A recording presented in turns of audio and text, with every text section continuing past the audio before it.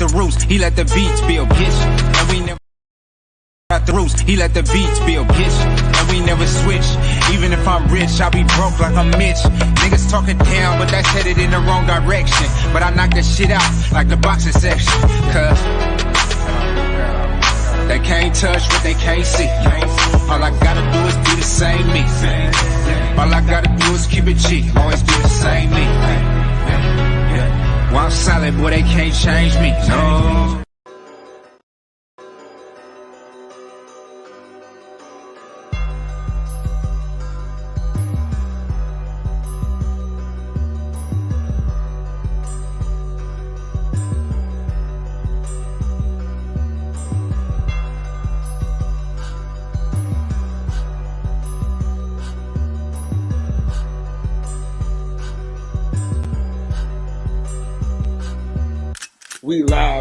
We live from the boxing section, you dusty ass niggas. What's going on, man? We live from the boxing section, man. What's going on? I got my dog with me. Listen, now me and him go way back. You know what I'm saying? When I first started my my podcast journey, man, he was one of the first people to really look out and be on the podcast. Man, it's my dog, one of the best trainers I know. He got one of the best fighters at 122 recently. You know what I'm saying? He got a couple of new fighters that he's working with. He's working with the same fighter that knocked Rolly out in sparring. Man, my dog, man. My boy, B.O.B. What's up, man? How you doing? Boy, it's been a long time since we last got in. Yeah. I've been working on the training tip, you know. For sure. So tell me what's new. Nothing's new besides got some new faces in the camp. I just got a victory with my new lightweight, Trevor Thompson. Born in Jamaica but resides in Canada. We got a seventh round TKO, but unfortunately he tore his bicep, so he's gonna be out for a little bit. And my younger cousin, KB3 Kamari Burnside, he'll be making a pro debut this summer. And I'm just waiting on Jahan Ingram to get a fight date, and we back in the lab. And Rais is going through some, political stuff, so we just waiting to see what's gonna happen with that. And yeah, that's it. That's all that's been going on. Just regular old boxing stuff. For sure, man. I'm gonna add a couple people in. Well, shit, I'm gonna add a few people in soon when they come through. Yep. Salute to my boy Detroit BC, my boy John, podcast about nothing, man. Salute to y'all boys, man. Yep. So it's kind of crazy how they put you in that position to get the title. We get the title, we celebrate, we have one of the best parties ever. And I'm thinking we're about to get to another big fight, and then they hold us back some more. No, not I can't say too much. It's not they. Okay. It's not who you think it is that's holding it back. It's more so the fighters in this instance. Of recently we were bumped because Naoya Inoue, he moved up. So I guess if you have the belt for the WBO under the weight class, you have privilege become the number one contender when you move up. So he bumped us to number 2, and then everybody else just wants us to fight these meaningless mandatories. For instance, you just read and Fred just posted it was a purse bid for Rais versus David Picasso. That fight does nothing for us. I mean, it's just a stay busy fight, get a little check. It's not it does nothing for us. What I mean by that is if we beat him, we become the second mandatory. So we become number 2 behind Neri. Neri is in line to fight the winner of Naoya and Fulton. But we don't know how that's going to go because it may be a rematch clause Naoya and Fulton. And then the IBF just had us, they just initiated a mandatory bout that gets us the number 1 spot because they have no number 1 in IBF, I believe. But I think Marlon Tapales is number 1, but I have to look more into it. But that would put us in line for the IBF. But then again, that's on the zone side because Ahmadaliev has those belts. And Tapales. Oh yeah, it is for number one because Tapales is fighting Akhmadaliev, so he loses his number one spot. And then So that who else? so do you think Iguodala will give y'all a shot? I mean, y'all was his mandatory for years before y'all moved over to the WBO anyway, right? Yeah, no, he wouldn't give us the shot. He it's a style thing with some of these fighters. Arrow had to Arrow said something that's Cool Boy had said we was ass, and then Arrow's like, no, he not. And then Cool Boy was like, yeah, I know he not. He's just awkward. So it's a style thing. These dudes don't want to deal with the style and quite frankly, the size of Aleem. He's a short guy, but he's in statue. He's a big 122 pounder. So it's getting difficult, but we dealing with it. And then the WBA finally put us back into their rankings, but I think we like number 12 or something, maybe number 8 or 12, which makes no sense. so so yeah, I was trying to get us on the tank card, but nothing was lining up. Um, Nothing was lining up in a timely manner. So it is what it is. But we should be hearing something after this week. Something, whether it be a stay busy fight or another mandatory bout, which we fought 5 of those already. So, you know, For sure. So yeah. you mentioned Ingram, right? Yes, Uh, the the knockout and sparring, does that help or hurt his cause? it's both. What's funny is I trained him that Sunday at my house, and we was working on the left hook, and I was teaching him how to stay within his body, stay within his body limits. Because sometimes we like to open up our hooks. So that's that same shot we was working on for like 30 minutes. Just staying short. Boom.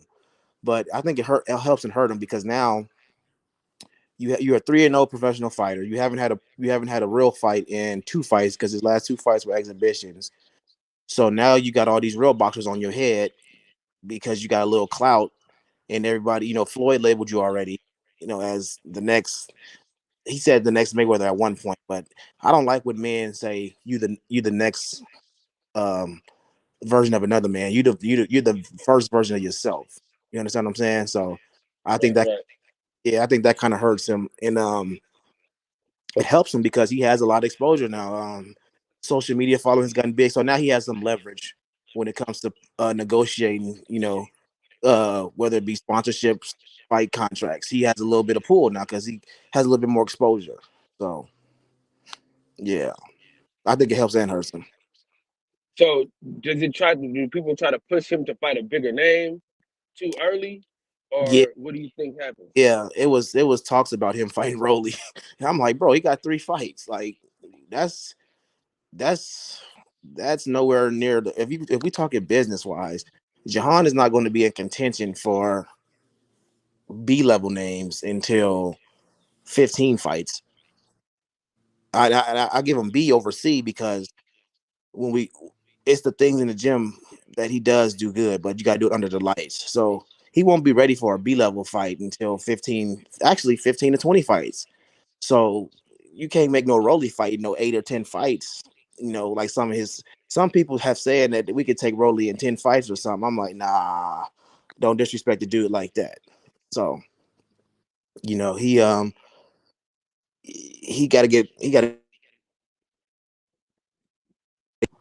he has to get some more rounds in. So He's fighting at 35. no, no, no, no, no. He's 130, 126. Damn. Yeah, he just has the strength and the body the physique for 35 to spar at 35. But it's one thing to spar a 35 pounder than it is to fight a 35 pounder. He look It's he look big as hell though in that video. yeah, he a little stocky, a little short stocky dude, but he's when he's in optimal performance and we in camp for rails, he's not a lightweight. He's a 130, 126. So a good fight for him will see all the fights that would be good for him now. These people won't be at those weight classes anymore. You know, so that's about So it. how do you see the the Monster anyway and Steph Fulton before fight going. You know, I always give regardless of how I don't like the way Fulton has moved with Raiz because you know it's been times before he was champion we supposed to fight Fulton. So it's a lot of stuff people don't know. It was time we supposed to fight Fulton before he even got a belt, before people knew who he was, you know. But I still give respect where respect is due because he has 2 belts. But the only disadvantage I see with that fight right now is, well, the Monster is not really. He's small, but he's built. I've heard he's built very firmly. So him moving up to 122 ain't really the issue. Can he stay disciplined with somebody who's going to move? Because regardless of what Steph says, he's not going to sit there and fight the Monster. He's going to box him, and he's going to move laterally a lot. And we know the Monster can cut the ring off, and we know what Fulton is good. You know, jab and stab, jab grab, put a few power punch combinations together. You know, kind of Mayweather-esque. So I see it. I really I see the Monster kind of getting to him, getting to that body, establishing that jab. I still don't know who wins though. I'm just not sure. It's a few fights this year. I'm not sure about who wins, but I'm kind of leaning towards the Monster though, just for the fact that he's going to get to that body. He's going to I get to that think body. I think Cooper gonna watch him. You think so? I think he's gonna watch him, dog. Why you say that? He's just better. Overall, he's just better. Like he's seen like Steph Fulton seen people like Monster anyway, bro. Monster anyway has seen no one like Cool Boy Steph. Yeah. Like he has seen no one on the level of a Cool Boy Steph. You know what I'm saying? And he can't be Cool Boy, bro. You He's don't not. I think don't so? think he's fast. I don't think he's fast enough. I don't think his feet are fast enough. Sometimes speed don't win it. Sometimes steady timing wins it. If he step in I the mean, right but spot, it's a wrap. he gonna have to get past that jab though. And, you know, Yeah. Fulton got one of the best jabs in the game. So I just don't see Monster anyway being able to just get past that jab too easy. And Okay. his defense is bad. He has some It of is. the worst defense. He has some of the worst defense I done seen. And Yeah, so it I is. think he gets exposed for having that badass defense, in Okay. my opinion. That's fair. No, that's fair. That's fair. He keeps his head in the center line. He don't really move, you know. He And you tries to go ahead. and you know you can't do that against Schoolboy, man. You know what I mean? Yeah. Mm-hmm.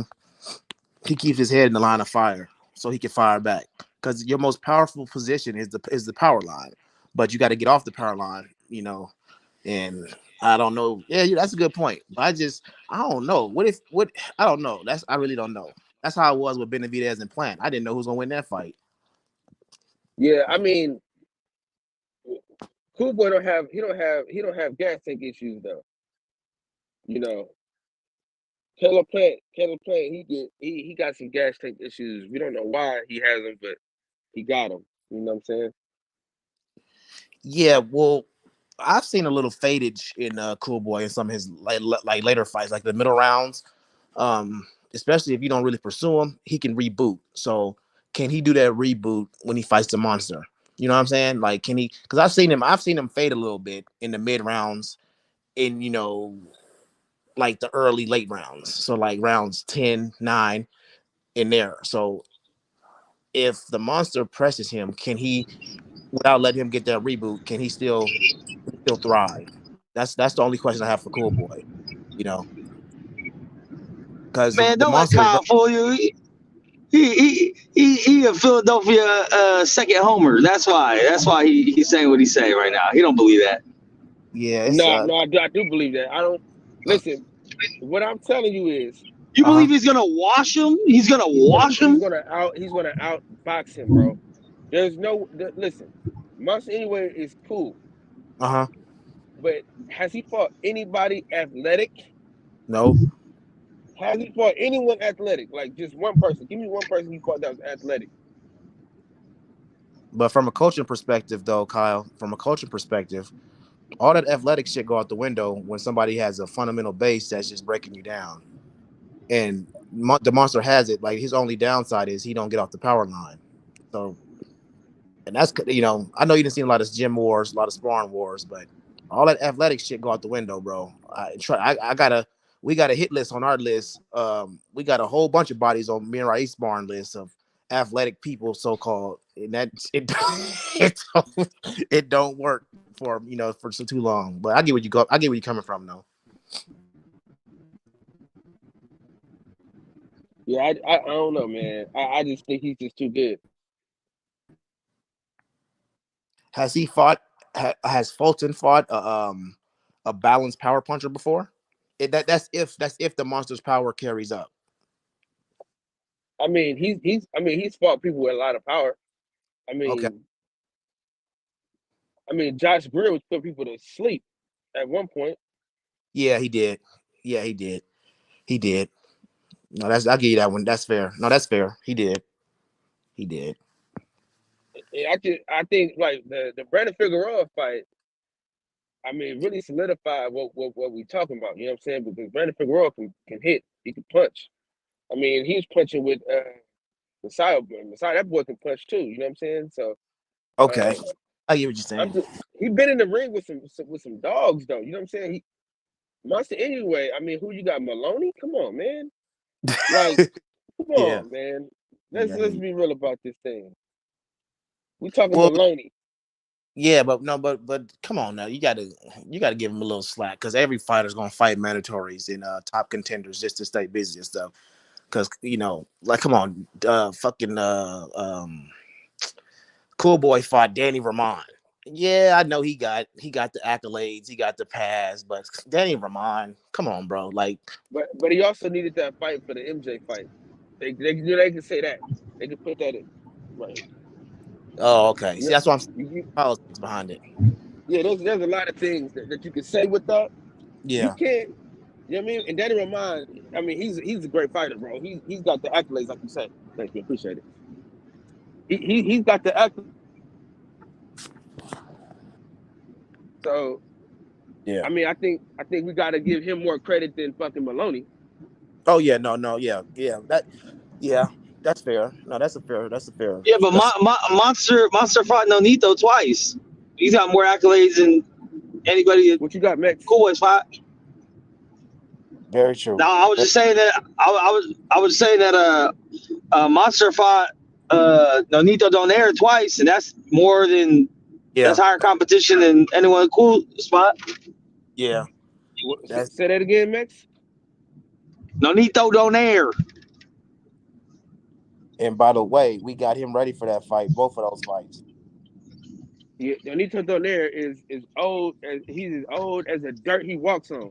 Listen, man. Let's come on. Let's be real about this, man. He was old, dude, and then he struggled in that first fight. He got his eyeball broken. Yeah. Yeah, very true. No, that's true. That's true. That's true. That's true. Man, we gotta just be real about these things, man. You know what I mean? Yeah. At the end of the day, like I say, the only fight that I think Cool Boy is gonna struggle with is Raees Salim. That's it, bro. That's it. That's the only person that can match his athleticism and his power. That's it. Let me tell you something. And I'm a man of high faith. I didn't gave up on that fight. Like, I mean, I got you, but I'm just saying. I'm saying from a standpoint of if I'm worried about a fight, him losing a fight. That's the only fight that I can think of him having trouble with. Yeah. No, I get what you're saying, but because we fight the monster, that was our fight, and then Cool Boy decided to stay.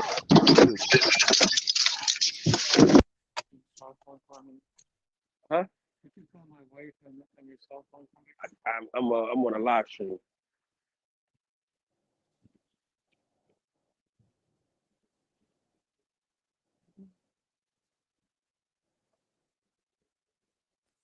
Bob, can you hear me? Yeah, I hear you. Okay. Yeah. Yeah. I just think I really wanted that fight for y'all though. I really wanted to see. I mean, I didn't want to see it because you know how I feel about y'all and him. But I would have liked to see y'all versus Moss anyway though. I would have loved to see that. That was the fight that Fulton is fighting was our fight. We was training to go to Japan, and then he decided to stay at 122 because he didn't want to fight Figueroa that rematch at 126 for a vacant belt. He wanted to stay at 22 to beat the monster, because I guess the monster is going to be the biggest name on his resume. So I mean I get it because I mean like now he can still fight Brandon Figueroa again after he beats Monster. He can go up after that. yeah, but So the only issue I have with Fulton is, bro, like, what else is you gonna do? Well, I mean, like, if he didn't fight the monster, like, there's nothing else to do but fight mandatories, because I highly doubt PBC was gonna do any business with the zone to fight Akbadalia. So it's like, come on, man, like, we got to stop holding these belts up. Like, let's challenge for these belts, bro. But that's here nor there. He's fighting the monster now, late summer. So those two belts are hemmed up for what, 6 months, because you can't fight till 2 months after June. So you just got to deal with it. You just got to deal with it. Everybody else gonna be fighting for interim belts and top rank positions, like, top 5 slots, which Raiz is top 5 in 3 of them, except for WBA. So, like, I'm getting tired of fighting for numbers. I'm trying to fight for medal, trying to fight for the gold, But that's the business of boxing.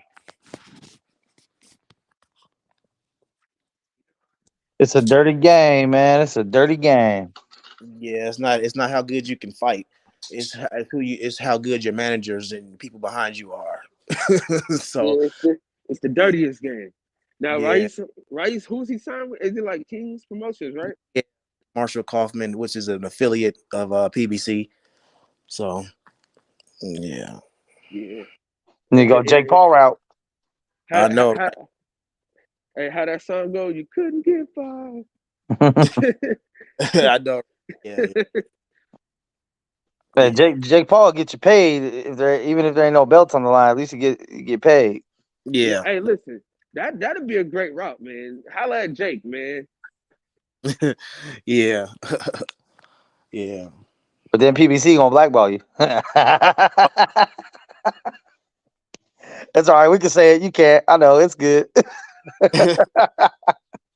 Yeah. So it's it's a process that's very discouraging, because you got a dude that's in his prime just sitting on the shelf, sitting on the shelf, and it's like, golly, like, your prime years are being wasted. So yeah. Listen, my homeboy Derwin Price Yeah. has retired because of the same issues, bro. Yeah. I know who it is. Yep. You can't tell me that he didn't deserve more fights, dude. I told you, it's who you know. And then it's a lot of stuff behind the scenes that goes on, Kyle, that you can have a good connection. You could think that you're really connected, but it's always some more information above being connected. Like, some people are genuinely threats to these assets. Raiz is a high risk, low reward. He has a lot of viewership on his fights, on his playback fights, like on the Fox fight. Like that Mike Plania fight has damn near 2 million views. But other than that, he hasn't been a main event. He hasn't sold nothing out. So why would you put Fulton in there with somebody? And he's older. Why would you put Fulton there with somebody who's older who hasn't shown ticket sales or anything yet? So it's a business part too. We get that part. But then at what point do you follow your rules with these sanctioning bodies? That's why boxing is, oh God, it's just dirty politics. And Darwin Price was a real threat. Like, he was a real threat. He beat up one of my mentor's fighters, and he's supposed to be what's the dude name? He's like Cuban or something. He's supposed to be like the next thing up. Beat the dog shit out of him.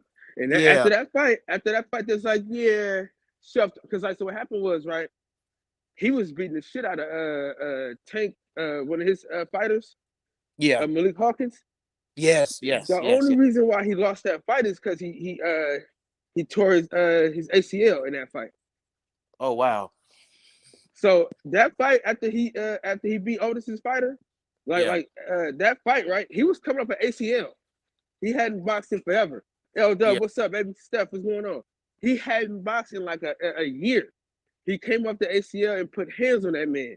And I'm like, okay, so I'm looking to say, like, okay, we in good shape now. Yes. Okay, we should be able to get some bigger fights, get some some championship aspirations. Don't work like that, bro. Hell no. Listen, my man had to start a security company, and he said, man, I'm making so much money doing the security.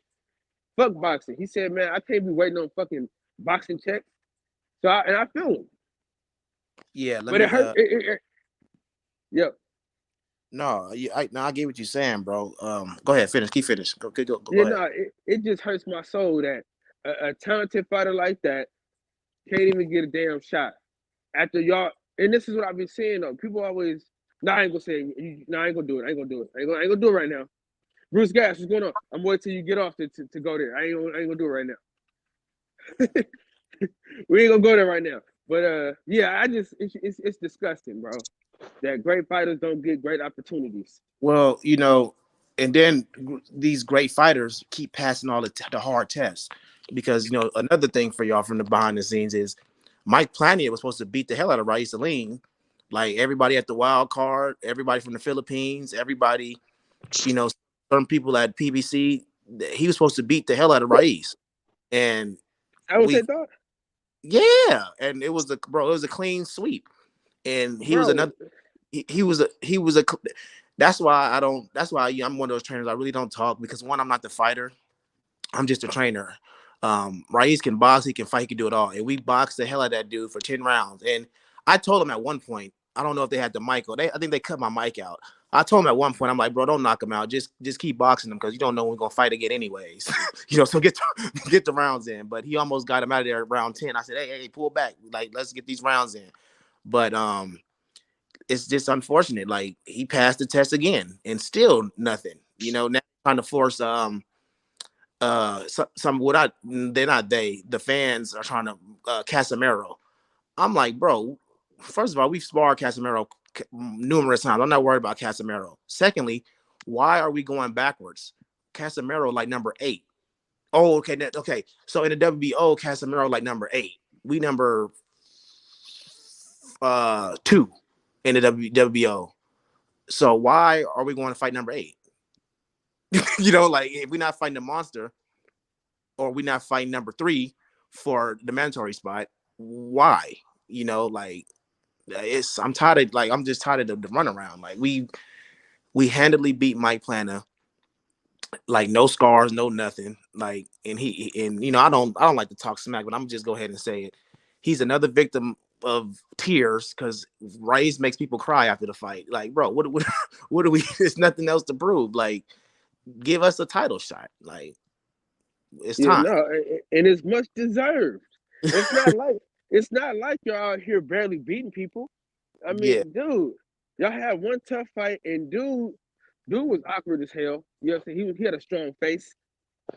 Oh, you talking about my ass? Yeah, he had a strong fucking face. He was able to take a fucking beating. You know what I'm saying? But at the end of the day, nobody thought Raees was in trouble in that fight. Dude just took an ass whooping. And that's the thing about it, man. Just because you can take an ass whooping don't mean you're a good fighter. You know what I'm saying? You can just take an ass beating. Like Mex right here. Mex can take an ass whooping. You know what I'm saying? Not no more. Not no more. Yeah. My prime was a long time ago. Now, I was going to ask you a question to piggyback off what you had said about pulling your fighter back. Do you think that could be very risky, especially with some of the decisions we see? And then maybe if he does knock him out, it goes viral and he does have better opportunity. I mean, knockout. We all love the knockouts. If you can knock a motherfucker out. Well, I really didn't say. Okay, let me correct myself. I said don't force a knockout. My bad. Don't force out because old buddy was shelling up, and when a fighter shells up, if you get a little lackadaisical, he'll just out of nowhere, boom, throw it crazy. So I was just telling him like, don't, if you see it, go for it, but don't really push it. So I stand corrected. My bad. I didn't tell him really to slow down. I just say don't force nothing. Don't force nothing because it's hard to fight. People don't understand. That's why you gotta like people like Fury. You got like boxers like Floyd because they know how to pick apart a closed guard. Like Mike Planet was like closed up the whole time, and it's like, bro, it's hard to look good against that, but we still box him up. Damn near close his eyes up. Um, it's just you gotta know when to hold him, when to fold him. That's all. So yeah, but that Kyle, you just talking about the hardest fight we had. The only reason the Baez fight was hard because Raif starved himself for 2 days. That's the only reason why it was hard. He he made weight the wrong. He literally starved himself for 2 days at the hotel.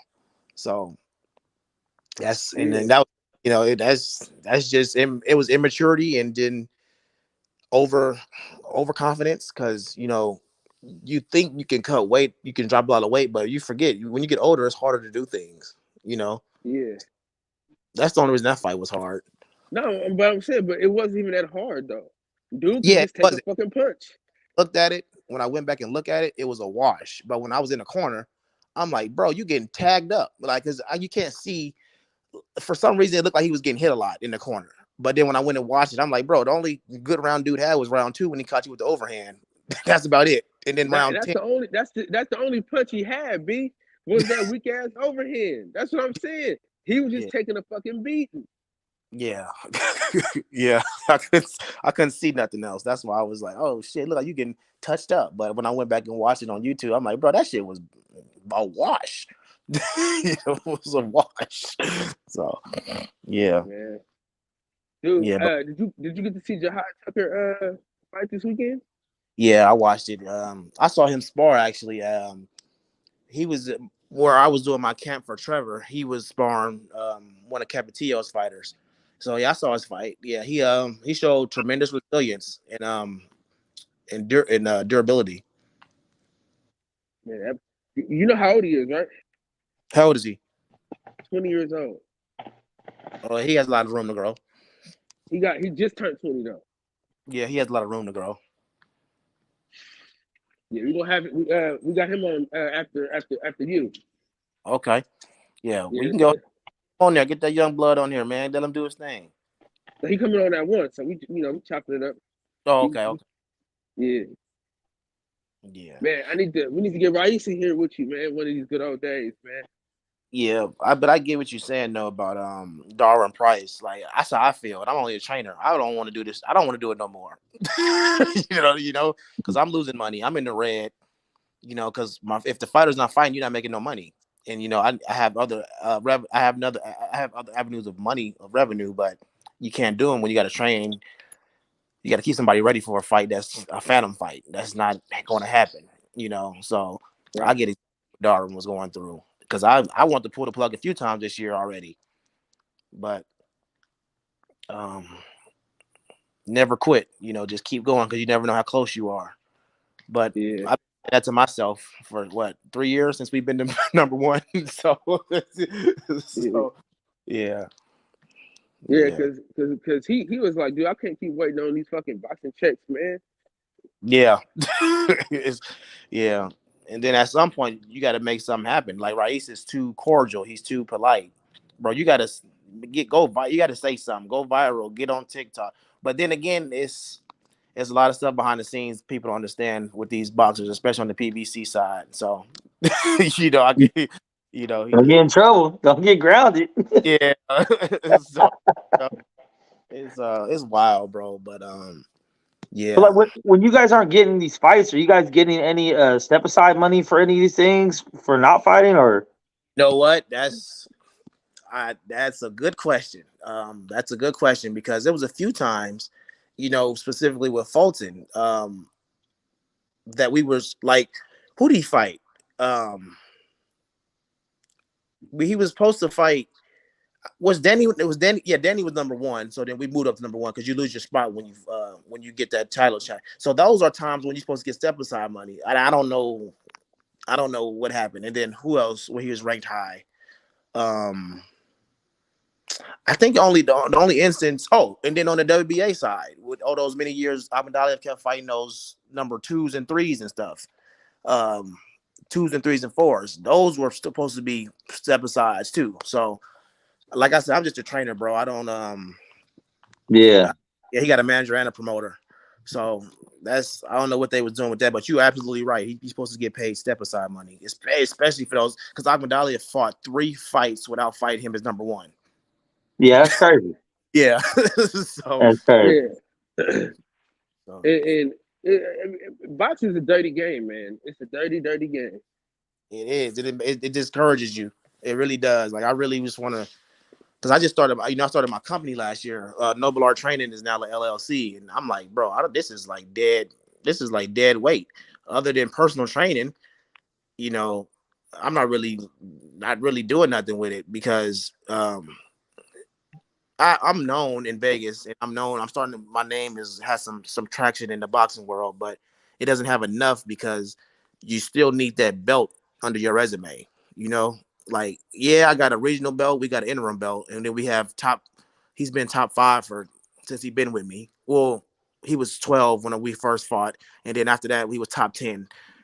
That's good stuff on your resume, but I'm still not proven as a 30-year-old trainer. So I need the belt to make my business flourish too. You know what I'm saying? Because I can get on the hustle tip and just, do a lot of personal training, but I don't want that. I want fighters. I want a fighter. And then I have my own projects too. I have a cousin that I built from the ground up. That's always with Floyd. And then, of course, I have John Ingram that I'm assisting with. But it's like, bro, boxing is messing up my resume. Like it's not only is it Raíces, it's messing with mine because I need the certifications, and that belt is your certification. So just because you mentioned it, you say you're 30 and you're a trainer. Like, how you navigate in the world of boxing? Because I know it's one of them grandfathered in type of sports. It is. Like you said, you definitely need a champion on your resume to say, "Hey, I did it." Kind of similar to, I guess, how Ben Davison did as a young trainer. He beat it. He beat me to it. Had Leo just had a little bit more warrior in him. No disrespect, because I have a lot of respect for Leo and his father. His father treated me like a true man, so I'm not gonna disrespect him. But had he just fought us in the COVID in the bubble, we wouldn't be in this position right now because I would have a world champion already. That was our chance for the belt, but he decided to fight our opponent when we was in the bubble. So it's like, damn, like Ben Davison beat me because he went to undisputed with Taylor. But yeah, it's the old grandfather, old guard type of industry. And I felt that when I went to Panama with Trevor this weekend. His older coach is older. He used to train Fury. He used to train he used to train my fighter's promoter, Cedric Boswell. He used to train Cunningham. He used to work with everybody. And I could tell they was looking at me like, oh, this cat right here, he young, he don't know what he's doing, until you see what the product does. Trevor knocked the dude down twice, but he ended up tearing his bicep, but we still TKO'd the guy in round 7. So I know what I'm doing. It's just you still need those certifications. You need those head nods, but and then the old guard don't like the new guard because I'm part of a new wave of coaches. I'm part of the science and the art. The old guard is all about the art. The new guard is all about that science stuff. But science is not always right. Numbers don't lie, but they don't tell the full story. So I'm like a 50-50 coach. I know I use some of the new school stuff, and then I'll use a lot of the old school stuff. So that's how I'm navigating through it. It's hard because everybody's looking at you with a side eye because you 20 or 30 or sometimes 40 years younger than a lot of these guys. So and most of the times you outdoing them. So do you find it hard to lock in with fighters that are older than you compared to maybe some of the younger fighters where you guys are a little more closer in age, you can relate a little more, or is it just by personality? No, not at all, because I'm respected. First of all, my personality, in high school I was in ROTC and stuff, so I'm kind of militant as it is already. I'm not as goofy and vibrant as you see me on my social media and stuff. When it's time to work, it's time to work. And as far as older fighters, Floyd listened to me. So Floyd 45. So you got that on your resume, shit. So it's just I don't know what I let all ages. I obviously I resonate better with fighters my age and fighters younger than me because Trevor's 30, so Rice is 32. They all listen to me. That's never been a problem. They all take me serious. It's just trying to get these accolades so I can get bigger fights. You feel me? So that's it. I'm listening to and respected. It's just trying to get the traction, the real traction. So are you guys doing behind the scene like blogs and vlogs? I mean, social media is your friend. You're here for. I mean, they're here for you, so people see how you train. Maybe that open people's eyes and seeing like, hey, shit, Bobby over here doing his thing. Like, yeah, no, maybe release it after the fight, of course, but. Yeah, I got my own crew. I got my own camera crew and stuff. They kind of busy right now. They work with because actually, what's funny, Raees opened the door for a lot of people. Like my camera guy got hired by the Golden Knights, the Vegas Golden Knights, and the XFL team. So yeah, so we shot ourselves in the foot because now our camera dude got more success than we got. But no, I started what is that thing called? I started a Twitch. So my cousin wanted me to start streaming my workouts to get action. So I got that set up, and then eventually one of my mentors, he's pretty big on TikTok. His name is Tony Valente. He always doing like Kung Fu stuff. He always doing like demonstrations. He has a big TikTok following, so he wants me to do on TikTok, and I'm working on all that now. But it's kind of hard working a day job too. So I work a day job and I got 2 side hustles. So it's like trying to fit that in is kind of hard. But Raees is no excuse for Raees. He should be doing all that now, but he's one of those old guard, we both come from martial arts. So he's from that, honor and, death before dishonor. I'm not going, I'll wait graciously, but fuck all that waiting graciously. You got to go get stuff in life. Yeah, for real. What's up, DJ? What's going on? What's going on, everybody? How y'all feeling, man?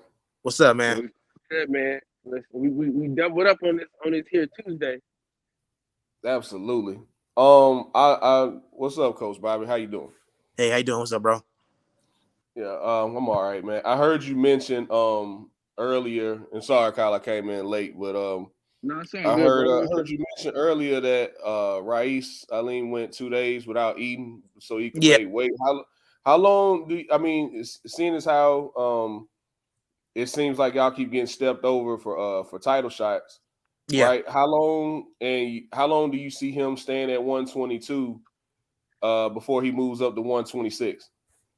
Well, the weight is not the problem because it just was the nutrition. It was the nutrition plan. He he was fighting at his home. Well, he's not from Vegas, but that's home. He lives there. Fighting at kind of distracted. I'll make the weight. I'll make the weight. And then just did it irresponsibly. But it's 22 it's not an issue making 22. It's just getting stepped over. And like I say, that comes with, it's not about how good you fight, it's about who represents you. And he's going through some contractual stuff right now. So we'll see what happens after in the near future, the next 2 weeks. But yeah, it was just a nutritional thing. So now he has it figured out. Had it figured out. He made the weight with Plania like nothing. So yeah. I got you. Is it more so, where I was coming from, is it more so a combination of getting stepped over and, it seems like you said, he's in his 30s. Is it time do you think it's really just time to move on? Because it's 2 belts in that stable right now at PBC, right? Yeah. 2 belts in the stable at 126. So I'm coming from the standpoint of, do you think it's better to make relationships with other fighters' managers rather than the promotion? Yeah. No, that I've been doing my own thing on the side. I've been talking to. I have certain managers I speak to. I can't really say who because Gotcha. Yeah. Don't get yourself in trouble. Yeah. Well, say what you can. I have my own relationships, and I've told Raees it may be time to step away from the PBC side, which is Fulton, because like I just told Kyle, those belts are hemmed up for at least another 8 months. Like, it's nothing. Regardless if you 1 or 2, because now we number 2 with the WBO, and then the WBC trying to make us fight for number.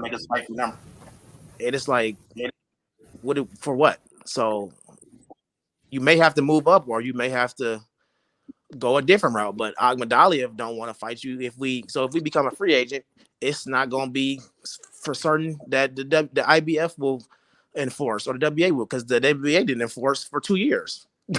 So it's like, bro, right. You may have to move on somewhere, go move up in weight. Challenge for I'm not sure, because if you don't have a belt, I don't know how much they give you ranking if you move up, but I'm pretty sure they put you in the top 5 if you move up. So if we moved up to 126, he should be in the top 5 for the WBA. I mean, for WBO. So it's like, I mean, hey, listen, they did it for Teofimo Lopez coming off of a loss. I know. Yeah, exactly. Exactly. So yeah, I just want to see him get some smoke, man. And I hate to see him get stepped over. But yeah. Is it more so along the lines of he just wants a title shot, or he really just think Fulton's sweet? Which one is it? It's a lot of stuff behind the scenes, because my cut man is from Philly. Okay. Fulton just don't want to fight Raiz. I'm not gonna put no words out there. I'm a very respectful, humble person. I'm not about to be saying nobody's scared of nobody. But from what I've heard, Fulton just don't want to fight Raiz. 1, his style is awkward, and 2, it's no money there. But there's I can't go there. So in other words, Fulton he think Fulton's sweet, and Fulton was like, why should I waste my time? It ain't worth it. Yeah, that's what's going on. Yeah, see, I don't like that. You saw Spence had to stick up for us, and I had passed the word out to Spence. I had told him thank you, because we got a mutual friend, because it's fighters like see, Raiz and Frank Martin are kind of similar. All these skills, but they still haven't got those shots. You know what I'm saying? So I think that's why Spence can relate to us, because we got all these skills, but just can't get the shot. But yeah, it's a little bit of both. It's a little bit of both. But like I say, all respect to Fulton. He has the 2 belts, and I just fear for Fulton, because it's one thing for us to go to Japan. It's another thing for him to go to Japan, because you going into that dude's backyard with his promoter. I mean, his manager runs boxing over there. You can't get a decision out there. To me, I'm sorry. It has to be a Devin Haney Kambosos type of beating. You got to beat the hell out of Naoya, because they not. And let's keep it. Let's talk. Okay, now the roles have changed. So when Raiz was trying to fight Fulton was the money. He has more money. He brings more revenue. Now it's changed. Now Fulton is really the smaller person on this totem pole, because this dude got Honda behind him. He got the car. That's why I believe he can do it, but Cool Boy Steph has to go over there and put on a Devin Haney type of performance. It can't be close. It can't be close. No, because he got a different kind of money behind him. Know what's funny? I'll tell y'all some real stuff behind the scenes. I can say this. This is what I can say. Mr. Honda wanted Raiz to spar Tension. Tension that fought Floyd.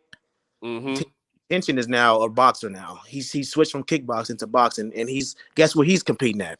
122. So he wanted to meet Raiz, and he wanted to see Raiz spar both his fighters that was here in Vegas from Japan. Using him as a measuring stick. Yeah, exactly. And I'm like, we was like, nah, they was throwing big money at us for these sparring sessions. And it was like, nah, we good. We good, bro. Like, we good. Then I'd have took that for some easy work. Yeah, they got them cameras on.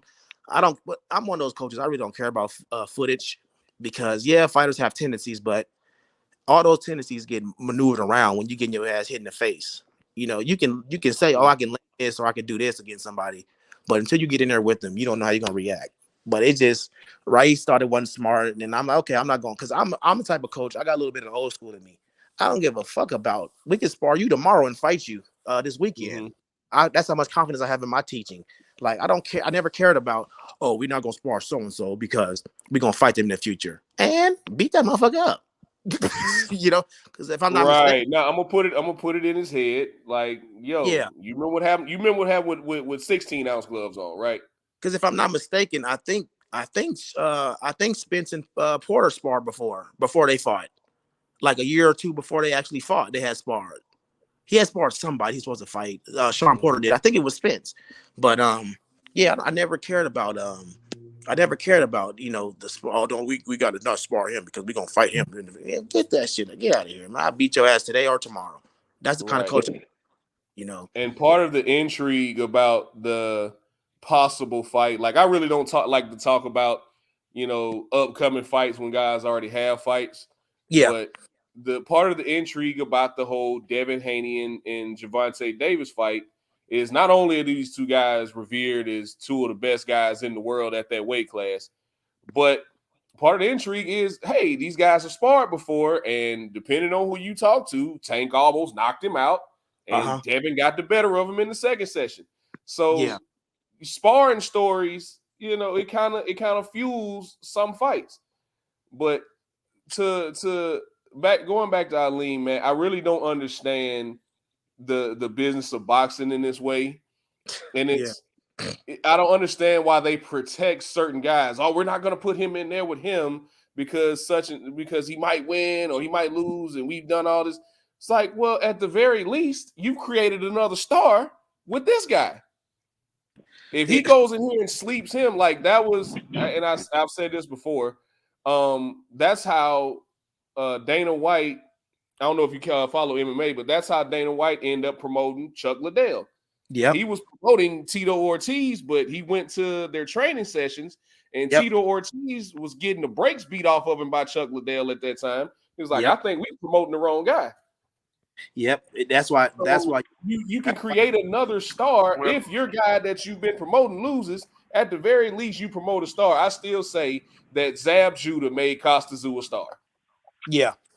Yep. Question: you was about to say something about Gary Russell. What was you about to say? Oh my God! Oh, go ahead. I'm sorry. No, when you was talking about all the work and the hard work out there. No, he was, but y'all cut him off. No, we ain't cut shit off, man. Here you come with that Gary Russell shit, man. We're about to cut your ass off. He from DC, Coach Bobby. So go ahead, excuse let the him. man speak. What you was about to say? Who, me? Yeah. You was talking about before the sparring, you was talking about sparring and all that, and then y'all was supposed to do some work with somebody, and then you said something about Gary. I didn't say Nobody said anything about Gary Russell, bro. Open your ears and shut your fat mouth, boy. No. Like I said, he from DC, so yeah. Yeah. I was confused. I'm like, huh? I didn't say that. Yeah. Yes, sir. It's man. I just cut the man off. He He forgot what he was saying, man. Come on, he was cooking. He was cooking. No, but it's okay to say his name. Don't be afraid for your fighters. It's okay to say their names. Oh, it's all good. It's all good. But I will say this though, and it's very embarrassing for boxing. I've been saying this for about 2 years now. The UFC has the best model. Now he may not pay them enough. We all know that he don't pay them enough. But his model, the one belt, and then the way he moves about the mandatories and stuff, incredible. And that's why in the mentality of the UFC, they have a mentality of we don't down talk our fighters when they lose. We bounce you back. See, boxing is so, unstable in so many different entities that, nobody's telling Showtime, hey, don't stop blasting our people on TV because now you're making their value go down. So now we can't bring them back. So it's like, bro, like y'all need to really just put the ego aside. Yeah, we know boxing is the oldest, it has more longevity, but put the ego aside. And sometimes you have to look at your opposition to understand that we can do this better. And I'm not saying boxing, it would be good for boxing to have one belt, but if boxing had the mentality of the UFC, but these promoters can't do that now because promotion is different now. See, back in the day, these companies wanted to bring your fighter on TV. They wanted to bring your fighter to their product. They wanted to bring your fighter to their industry. They don't do that anymore now, because now you have to pay for your fighter to go on this show. You have to pay for your fighter to wear this. You have to pay for your fighter to go to the industry. It's mixed up now, so the roles have changed. So now these boxers want to save. I mean, not these boxers. These promoters want to save money by not getting their cash cow a loss and not getting their cash cow beat up. And it's like it's over.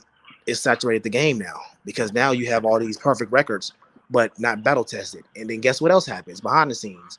You have a lot of overtrained fighters. These fighters train more than they fight.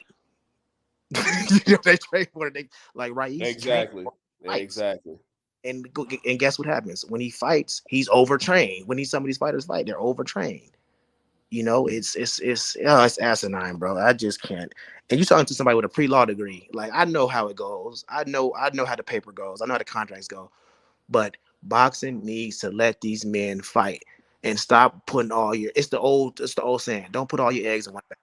Yeah, that's exactly what I was about to say. The issue is that they pre-invest too much, that if they take a loss, they can't truly their business practice and their business method, they can't take the loss. So that's why a lot of these fighters are high risk, low reward. Because yes, unlike UFC where you can just pass the torch over, well, we just invested maybe 20 to 30K on an up and coming fighter. This is an up and coming fighter. You're investing 20 to 30K. We're talking about getting them in the public's eye, getting them on lists, getting them into the different sanction bodies, flying them out to different events, their training, getting their per diems. All of that comes into play, and they got to recoup it. Now, if you're not recoupable, what they tend to do is they'll already have a cash cow in that weight class. So let's say they'll come out, they'll grab 3 fighters in this weight class. They'll market whichever one is the most pleasable to the eye, most palatable one to the voice and to the ears. After that, because they're branding it, right? They're putting their brand on that per se fighter. Mm-hmm. After that, if that fighter that they brand isn't the most marketable, the other fighters have to wait around till something drastic happen or to that fighter lose. And if you don't lose, they'll just wait you out, hold you out until they basically age you out and feed you to that younger fighter. And then like Golden Boy is great at that. I'm sorry, I probably shouldn't have said names, but a lot of places are great at doing that. They'll have one fighter sitting around, like you look at Jaime Magia, all his fights are people that's been just idling and waiting, and that didn't make the market, that wasn't as outspoken and palatable. And also, it also comes down to your manager and your training and how is their relationship. And boxing, man, it drops the ball. Boxing has all of the cards to be back on the front page of the newspaper. I don't care. Yeah, NFL, they own 2 days of the week, actually 3 days of the week. Yeah, now that they squeezed out 3. Yeah, they got 3 days of the week. NBA, got this. But all it has to do is just give the people the fight they ask for, and it's a wrap. Absolutely. It's a wrap. Absolutely. It's no other sport. But once again, you can't do that because you already done invested, and you're so you become you're a glutton. You're like King's disease. You expect to see so much food on that plate that you don't understand a small portion of this part. It's like, well, yeah, I might get a lot. They don't understand they can get more small portions than getting this one big portion. It's I got to sell the whole thing. I got to get it all off at one time. Yeah, but that's why I would like to see. Sadly enough, I'm glad people didn't think like that, because maybe we would have never gotten Vernon Forrest and Shane Mosley. Yeah, you know what I mean. Mm-hmm. So it's just certain people, man. And the way I look at it, Combo, and like I've said earlier, well, you might have spent $30K building this fighter, but if you put him in here with this guy and this guy sleeps him, well, hell, what I just spent on that fighter, I got it all back with this fighter. Now I can just pass the baton with him. Okay, he knocked this guy out. Okay, you go over here and you rebound. You get yourself back together. We're gonna go with him now. Yeah. Well, you don't, because now you done already spent an astronomical amount of money, right? And the problem is boxing promoters are in that weird space where there's almost a monopolization of the market. And when you almost monopolize the market, when you monopolize the market, you compete against yourself. And that's what Dana White has. He has a monopoly. He can compete against himself. He can set price. He can do whatever he needs to do. But because that's not completely true, but that's another debate for another show. But go ahead. Well, go ahead, brother. What happens with these promotion companies? They have to still get they still want their big slice of the pie, still be able to recoup losses if they do get a loss, and still try to put out a decent fight. And because a lot of the fighters, because they put a lot of money behind particular fighters, the other fighters who may be better than these other the particular fighters or the household name brand fighters, they don't get the recognition that they deserve, and they just fall over to the wayside. Yeah, and then when you do get some of the fights you want, it's too late.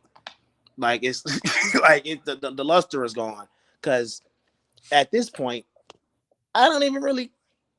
I'm not gonna say I don't care, but I'm not really interested in Spence and Crawford now. At this point, like you tease me too much. You tease me too much. Like, and then at this point, I don't even really care for Usyk and Fury no more, because it's like, go fight your mentors. The only one I'm really excited for is Loma and Haney, and Ryan and Tank. Like, everything else is taking too long. Like, what is the issue? Like, I don't even. Boxing just fails. So, oh God, it's so ego stressful. and money, man. That's the only reason fights fall apart. Ego and money. That's it. God, those are only. I mean, so every now and then it's an injury here and there. You know, a guy legitimately gets injured. Yeah. But most of the time, I'm gonna say 95% of the time, why these big fights fall apart, it's ego and money. Yeah. Oh my God. Well, like I said the other day, we're no longer prize fighting. We're no longer pride fighting. They're just strictly prize fighting. It's about the bag, and like a lot of fighters, they outside of maybe your 1%, that cream of the crop, those are the ones that really get to pick and choose. Most of the time, the way it comes to these fighters, especially if you're dealing with someone like certain promotion companies, they'll just have someone else call you and say, all right, this is what you have on the table. This is the date. Be ready. And they might say, you got first fight A, B, 1, 2, 3. You pick between the 1, 2, and 3. This is what this is looking like. This is when you have to fight here. This is when you might get a home fight. This is how much this money's going to look. And then you just, prepare for that. Yeah, it's funny. I'm gonna give you a funny story. It's just it's deeper than the actual managers. It is the networks too, because I was an assistant to a welterweight that got knocked out by Jaron Ennis, Castillo Clayton. So I'm a man of honor. After the fight, I go down to the locker room, and Bazzi is in the door, and I'm like, "Hey, what's up, man?" And he was like, "Man, I didn't want to fight y'all, but don't nobody else want to fight." And I'm like, "Well, that sounds real familiar, because Fulton don't want to fight us either."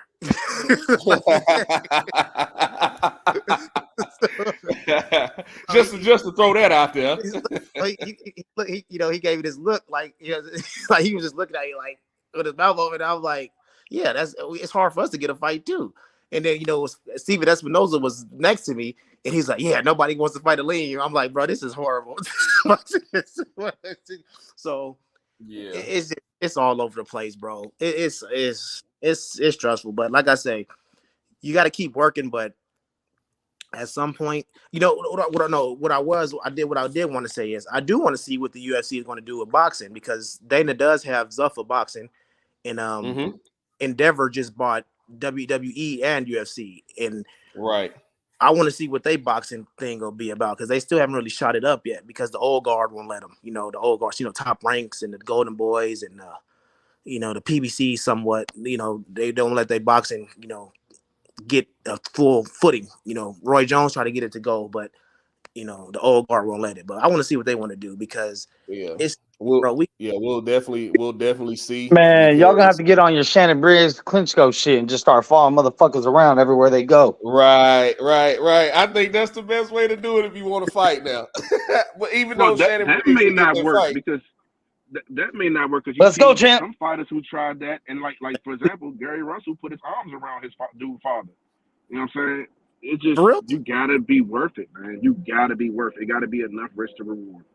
Yeah, I mean, even going back to Sugar Ray, before Sugar Ray and Tommy Hearns fought each other, like you didn't have social media back then, but every time Sugar Ray Leonard was at a press conference or at his gym, or every time there was a microphone in front of his face, somebody asked him about Tommy Hearns, and eventually he got pissed off and was like, "Man, fuck it, I'm gonna fight him." Yeah. But That's a So I different mean, time. even though it didn't, I mean, it worked when Laura pushed up on Canelo, but then to Combo's point, it didn't work when Demetrius Andre pushed up on him. yeah, So, that's my point. so it really, I think it really depends on the You got to fight. do it more because the than risk once, of it. though. You got to do it more than Think once. about it. Demetrius Andre to Laura. If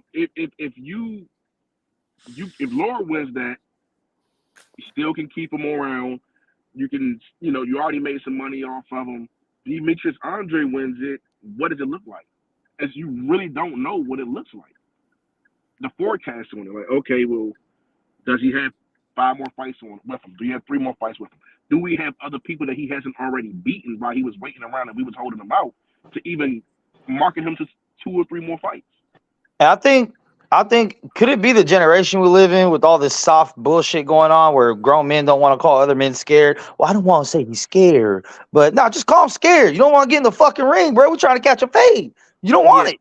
Oh no, Raees talking shit. It's me. I'm not gonna say that because I'm not the fighter. No, I'm just saying in general, not with your fighter, but I see it happening in many different circumstances where everyone wants to be ultra respectful because they're scared that the A side won't fight them if they be disrespectful. It's just like, bro, we're out here to fight, bro. Like, I ain't never seen a fight started by, "Hello, sir, would you like to fight today?" "Yes, I would like to fight, sir." Like, that's not how it fucking happens. But again, you don't know. See, my hands are tied behind my back. You don't know what's being said behind the scenes. Like, Yeah. Some people. For a fact, gym to gym, when you're in those gyms, gym to gym, you know what I'm saying? You got trainers that train with this fighter or they spar here. It's being shit spoken. It's being shit spoken. It may not be in the public's eye, but trust me, they all the fighters like, man, you know what I'm saying? Because it's a community. You all, especially when if you had an amateur pedigree, you all know each other, right? Yeah. And or know someone that know each other, and then all the trainers, especially now these dad trainers, all of them that came up with the sons or the dudes, So they all know each other. They all talking shit to each other. It just may not be on the news. It may not be, and that also goes back to it's not being boxing isn't being marketed that way anymore. But they trust me, man. Especially sparring, man. You think while you sparring somebody, they don't come up. Oh, I bet you can't do such and such like that. Man, I'll knock his ass out. And then you know it, they come make it to his gym, man. He had to say he was talking about he beat you this way. Yeah, I really don't. I really don't be caring about sparring because I done some great things in sparring. We didn't, our list of victims is long. It's like, bro, fuck all. Give us 2 names. Fuck all. Well, hey, DJ, you always doing that. DJ sure. will get it. I'll give you one for sure. And he's been calling us out. Like, well, not him. His fans have been calling. They said we scared of him. It's Casemiro, bro. You can go on YouTube right now. You can go on YouTube right now and see us spar Casemiro, and that's when Raees wasn't even in shape. So what do you think will happen when he in shape? So it's like it's oh god, but it sound like some easy money to me. But it's going backwards though. Like he's number 8 or something. We number 2. Like what do we get from that? It's not guaranteed that we fight Fulton because Fulton. And then that's another thing, y'all. How we know that this is not going to be a trilogy or something? Fulton and the Monster. So it's you in line for 3. Fulton may very well win and move up and challenge for another belt. You know what I mean? Because I heard about him moving up to 26 to fight. What's his name? Figueroa again. God damn, I hate watching that kid fight. Man, I'm sorry. I hate watching Figueroa fight. That was Fulton can also win and then still pick someone else. Like he don't have to pick. It's not where you're number 1, I'm number 2. We have to fight. They'll say, okay, well give me number 4. He has a better fan base, so I'll take 4. Yeah, and that's basically what's been happening to Raees for the last few years. Well, more specifically since we was aligned to fight Fulton, it's been.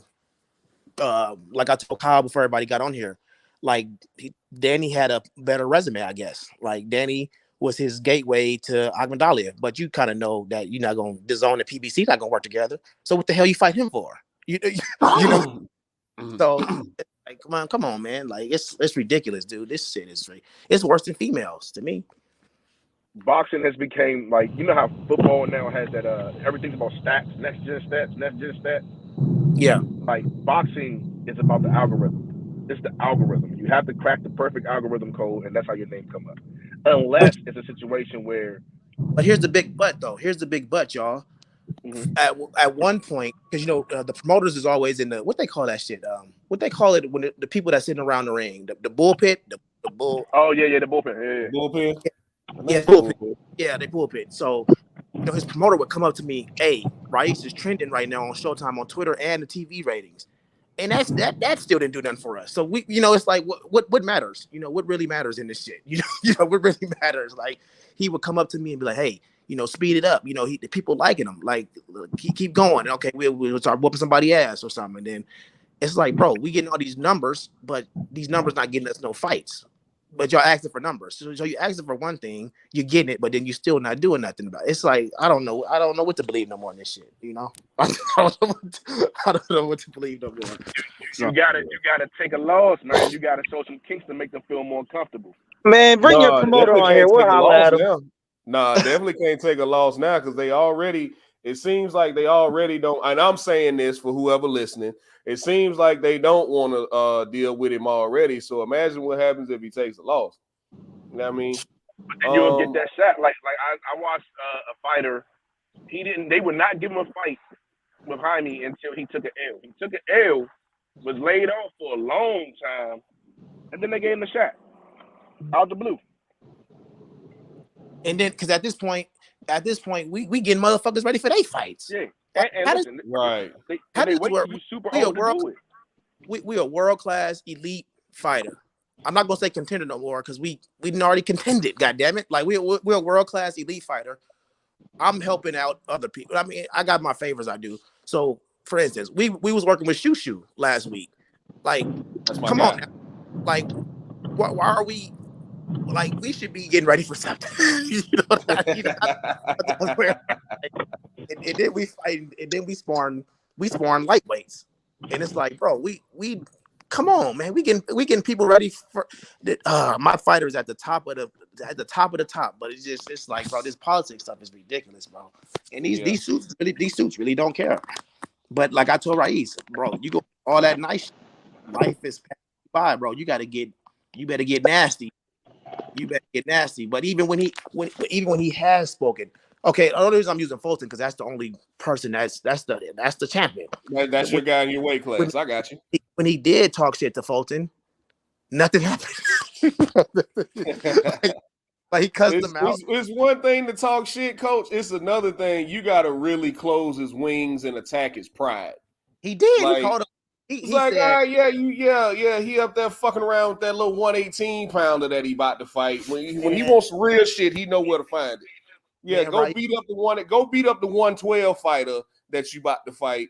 When you want that real shit, he know where to come find it. He don't want no real smoke, man. Right. And you know what happens? You really got to start attacking his pride. And I love both fighters, man. I love Cool Boy Steph, and I'm a fan of Raees Salim, man. But you got to start attacking these guys' pride. That's what really gets at them. You can say the money, y'all gonna make money regardless, right? Yeah. You really got to start attacking these guys' pride. Yeah, it is, man. This shit ridiculous. All you gotta do all this. Nobody want to get beat the fuck up by nobody want to get beat the fuck up by nobody. Who want to sign up for that? Hey, make this make sense. Make this make sense with society. Make this make sense. So we got boxers who fight for a living. You can't get a boxing match to go, but in the streets you'll be ready to shoot a motherfucker. How does this work? How does make that make sense? Like, man, people talk in boxing and they don't want to fight, but they'll talk shit in the streets and be ready to kill. Like, come on, y'all. We got to get this shit together. We got to get it together. We got to get this together. Right. We got to get this together. But yeah, man, that's cool. But I see Kyle. You got to get ready for your little for the young buck. So Oh yeah. We kept you way past your Yeah, a lot of time. yeah. I My thank you for bad, having man. me. We got to do it again. I bring Raiz and I bring my young bloods too. So yeah, No, we do it. for sure. Any time, man.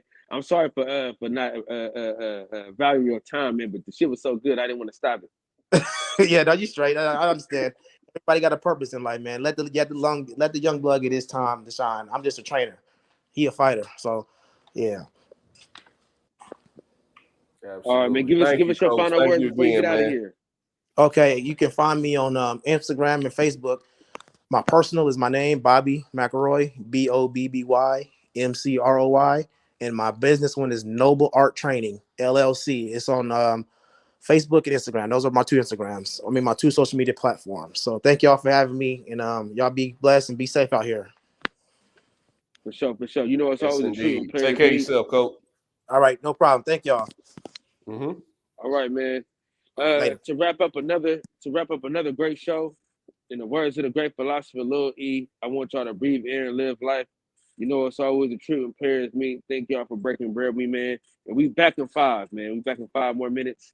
We got Jihad Tucker, the victory party tonight, baby. It's going down.